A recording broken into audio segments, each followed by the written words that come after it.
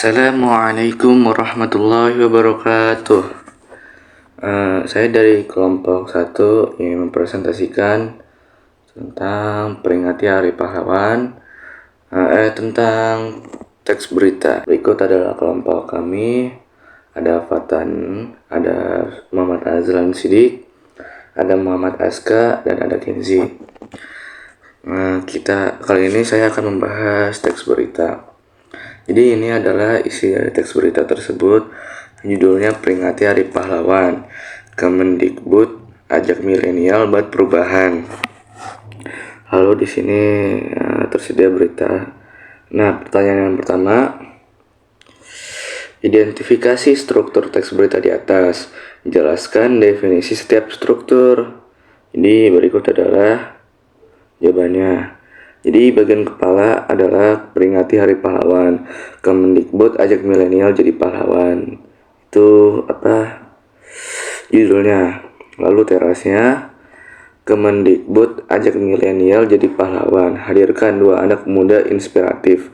Lalu bagian tubuhnya ada Kemendikbud melalui Puspeka mengadakan webinar Semua Bisa Jadi Pahlawan untuk mengajak generasi milenial menjadi pahlawan.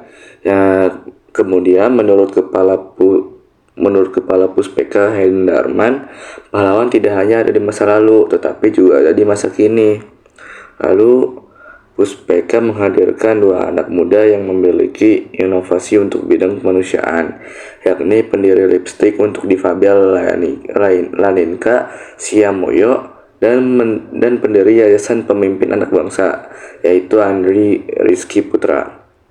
Lalu ada Laninka Siamiono membangun komunitas lipstik untuk difabel untuk membantu perempuan penyandang disabilitas merasa cantik dan memiliki nilai di masyarakat.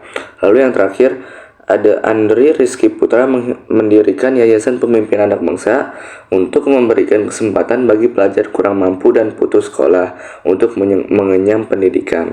Lalu di bagian kaki, yang pertama ada kegiatan webinar ini diharapkan dapat menginspirasi generasi milenial untuk menjadi pahlawan di bidang masing-masing. Berikut adalah penjelasan. Jadi ini adalah penjelasannya. Yang pertama itu bagian dan contoh kalimatnya. Yang kedua ini ada penjelasannya. Jadi kepalanya itu judul beritanya. Yang kedua yang terasnya itu teras berita diubah menjadi Kemendikbud ajak milenial jadi pahlawan. Hadirkan 2 anak muda inspiratif untuk memberikan informasi tambahan tentang isi berita, yaitu Kemendikbud menghadirkan 2 anak muda inspiratif sebagai pembicara webinar. Lalu di bagian tubuh berita dibagi menjadi beberapa paragraf untuk memudahkan pembaca memahami informasi yang disampaikan.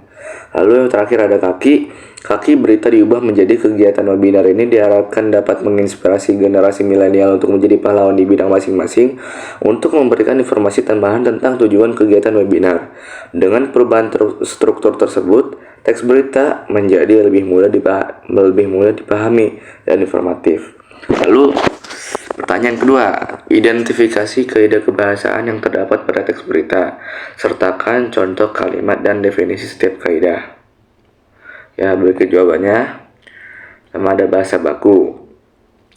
Kemendikbud melalui Puspeka mengadakan webinar Semua Bisa Jadi Pahlawan untuk mengajak generasi milenial menjadi pahlawan. Bahasa yang digunakan secara umum dalam situasi formal seperti berita, itu penjelasannya. Lalu ada kata kerja aktif. Laninka Siamiono membangun komunitas lipstik untuk difabel.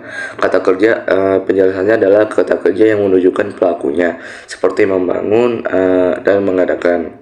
Lalu ada kata kerja mental. Kepala Puspeka Hendarman mengatakan bahwa pahlawan tidak hanya ada di masa lalu, tetapi juga ada di masa kini. Kata kerja tersebut yang menunjukkan pikiran, perasaan, dan emosi seperti mengatakan dan merasa. Jadi, lalu yang terakhir itu ada konjungsi temporal. Contoh kalimatnya, pada 14 November 2020, Kemendikbud melalui Puspeka mengadakan webinar Semua Bisa Jadi Pahlawan. Kata penghubung yang menunjukkan urutan peristiwa seperti pada dan serta, itu penjelasannya. Terima kasih. Berikut adalah presentasi dari kelompok 1. Assalamualaikum warahmatullahi wabarakatuh.